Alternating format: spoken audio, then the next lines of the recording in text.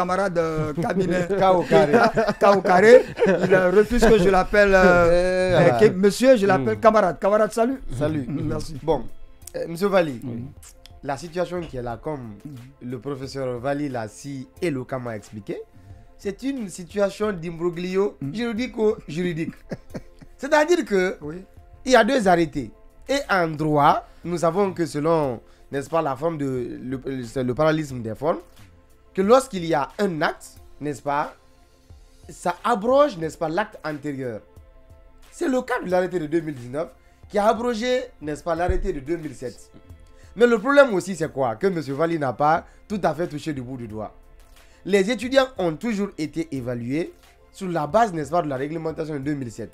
Parce que lorsque j'écoute les camarades de la 14e promotion, il y a ce facteur qui revient et j'ai fini par prêter une oreille attentive à ce qu'ils disent. Donc, l'arrêté de 2019 n'a jamais été évoqué dans quoi que ce soit à l'université. Et dans la base de données... Je suis d'accord. Attendez, hein, oui. je suis d'accord avec lui. L'arrêté de 2019 était dans les tiroirs. L'arrêté n'a pas été diffusé, publié. Ça n'a pas fait l'objet de communication.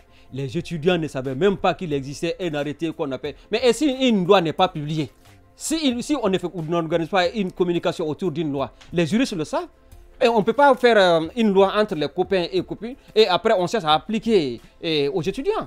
Je pense que ça devient difficile. Voilà, donc cette problématique existe. Et M. Vali l'a dit, si l'arrêté est rentré en vigueur en 2019, alors en 2020, ça devait s'appliquer, surtout portant sur la disposition, n'est-ce pas, relative aux mentions sur les diplômes. Donc, nulle part dans l'arrêté de 2019... L'arrêté est fait en 2019, ça devait s'appliquer en 2020. En 2020, ça n'a pas été appliqué. Ça n'a pas été appliqué. En 2020, moi je suis de la 12e promotion de sciences politiques. Ça n'a pas été appliqué. La 13e promotion est passée récemment. Ça n'a pas été appliqué. Oui. À la 14e promotion maintenant, on cherche à appliquer ce stade de fait. Et en même temps, imaginez combien de milliers d'étudiants qui portent la mention passable. Avec la mention passable. Et personne n'a eu la mention très bien. Plus de 10 000 et quelques étudiants sortants, personne n'a eu la mention très bien. Ça prouve vraiment la médiocrité en fait de l'université. De l'université de Symphonia. Ce ne sont même pas ces camarades étudiants là que moi je pointe du doigt tout à l'heure. Donc le système d'évaluation d'abord pose problème.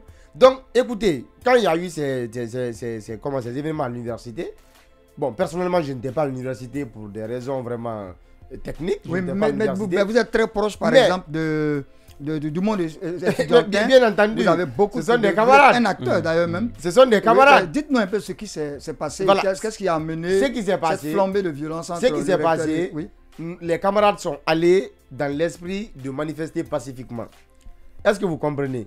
Donc, ils sont allés, il y a eu des regroupements, mais toujours, vous savez, quelquefois, lorsque vraiment les forces de sécurité qui sont dans l'université tentent vraiment comment je vais dire ça, de disperser les gens, les esprits se surchauffent. Donc moi je condamne la violence, d'où qu'elle vienne. Je n'ai jamais encouragé la violence dans ma carrière en fait dans le mouvement étudiant et je ne l'encouragerai jamais. Ce qui est arrivé, les casses, les injures et autres là, sont très regrettables. Mais si l'université avait prêté une oreille attentive à la problématique qui s'est posée, on n'en serait pas là. Et aujourd'hui, samedi, qu'est-ce qui est encore arrivé à l'université? Les étudiants sont dit, ok, on va avoir un point de rencontre à l'université. On va encore aller au rectorat pour attirer l'attention des autorités. Et ils ont envoyé, n'est-ce pas, 3 pick-up de police pour balayer la route aux étudiants. Il y a eu 16 étudiants arrêtés. Donc finalement, de discussion en discussion, parce que tout à l'heure, j'ai eu, n'est-ce pas, monsieur le secrétaire général de l'université au téléphone, qui m'a dit que non, notre objectif, ce n'est pas de garder les étudiants. Nous voulons une sortie heureuse. Donc, ce que nous souhaitons, c'est une sortie heureuse de cette situation. Mais demain, s'il plaît à Dieu, nous avons convoqué, n'est-ce pas, une concertation élargie à l'ensemble des organisations estudiantines. Nous allons nous regrouper et on va encore porter nos lunettes de loupe pour une relecture, n'est-ce pas, de l'arrêté de 2019. Et en ce moment, au sortir, n'est-ce pas, vraiment de ce cadre de concertation, nous allons tenir une conférence de presse. Cette conférence de presse aura pour objectif de présenter un mémorandum, n'est-ce pas, n'est-ce pas, qui va exiger le rétablissement de ces diplômes-là. Et on va saisir par la même occasion, parce que la conférence des recteurs est incapable de résoudre cette situation, n'est-ce pas, idem que les autorités de l'université de Somphonia et de Gamal. Donc nous allons écrire. Mais pourquoi à Somphonia, par exemple, il y a toujours ce problème? Parce que non, même à Gamal, il y a eu manifestation ce matin. Gamal. Il y a eu une dizaine de cas d'arrestation. Mais aux dernières nouvelles, là aussi, les négociations étaient en cours pour leur libération. Mais nous allons saisir les hautes autorités, à commencer par monsieur le Premier ministre et monsieur le Président de la transition. Parce que si finalement, les autorités universitaires ne sont pas capables de résoudre, parce que monsieur Alpha Bakar, qui était un bon manager au ministère de l'enseignement et technique de la formation professionnelle et de l'emploi, est incapable, n'est-ce pas, de s'intéresser à cette situation et de trouver solution. Oui, mais il est tombé dans le dossier. Hein, non, il est tombé dans le dossier, oui. Mais attention, depuis le 6 février, Dr Diaka avait instruit, n'est-ce pas, à l'université de Somphonia de retirer les diplômés, de voir comment appliquer le bon arrêté. Et le bon arrêté ne dit pas qu'il faut forcément mentionner les diplômes, les mentions sur les diplômes. Donc il y a une volonté de nuire, n'est-ce pas, à ces étudiants. Quelle entreprise va te recruter avec la mention en passable? Guinée actuellement avec la mention passable. Et je rappelle aussi que quand tu as la mention passable, tu ne fais pas le master. Tu ne fais pas le master. Les étudiants là sont condamnés à mourir avec la licence. Avec la licence. Pourquoi? Donc écoutez, et on sait aujourd'hui que vraiment, même faire le master aujourd'hui en Guinée, c'est un privilège. Et surtout avec, n'est-ce pas, cette mention de passable sur le diplôme. Donc ce que nous demandons aux autorités, c'est d'entendre raison encore une fois de plus. Parce qu'au sortir du cadre de concertation que nous allons avoir demain, nous allons prendre des mesures très fortes. Et si les mesures fortes là sont prises, alors nous serons obligés vraiment de déclarer vraiment des journées de manifestation sans limite. Et vraiment les autorités prendront en charge tout ce qui va en découler. Et une fois de plus, ce ne sont que des protestations pacifiques auxquelles nous allons appeler. Mais d'ici là, que les autorités fassent rétro-pédalage, ça ne va pas leur coûter du tout. Il y a de la subvention qui vient, l'université a des ressources propres. Réimprimer ces diplômes-là ne va rien leur coûter du tout. On a beaucoup, d'ailleurs, il y a beaucoup de ressources à l'université. D'ailleurs, il faut s'interroger sur la gestion rationnelle de ces ressources-là. Donc, ils n'ont qu'à réimprimer les diplômes et leur donner aux étudiants de la 14e promotion, parce que c'est leur droit vraiment d'avoir ces diplômes sans la mention. Comme M. Valli l'a dit, l'arrêté n'exige vraiment pas que ce soit. Oui, maintenant, et je pense que ce qu'il dit est vrai, mais parlons toujours de l'arrêté de 2019. Dans cet arrêté, il est clairement dit que pour faire le master, il faut avoir la mention assez bien et plus. Ceux qui détiennent la mention passable ne pourront pas faire le master. Ça, c'est clairement dit dans l'arrêté de 2019. Il a aussi dit que les étudiants ont été évalués en fonction du système de 2017. Je peux lui donner raison aussi. Pourquoi? Parce que, écoutez, en 2007, 2008, 2009, les premiers des différentes promotions n'avaient que 6 de moyenne. Est-ce que quel premier même pouvait avoir 7 de moyenne? Non, on savait comment noter en ce moment. Mais c'est cette notation-là qui a commencé. Mais avec l'arrêté de 2019, normalement, si on notait un étudiant, ce qu'on pouvait donner hier, si c'était 6, je pense qu'il faut revoir la notation. Pourquoi? Parce que, n'est-ce pas, celui qui a 6 de moyenne, avec l'arrêté de 2019, je pense que c'est la mention assez bien.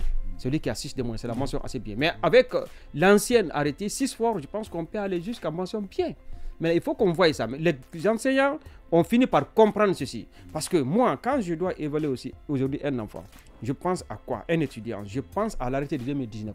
Parce que quand vous lui donnez 6, je pense que tu es obligé, n'est-ce pas, de voir les conséquences de les conséquences futures de cette notation. Oui. Quand tu lui donnes aussi 5, tu es obligé de voir les conséquences futures. Qu'est-ce que moi je voudrais? Pour son insertion professionnelle, moi je voudrais quand même pour la qu'il ait une formation. organisation, qu'il ait une formation autour du système de notation, n'est-ce pas, relatif à l'arrêté de 2019.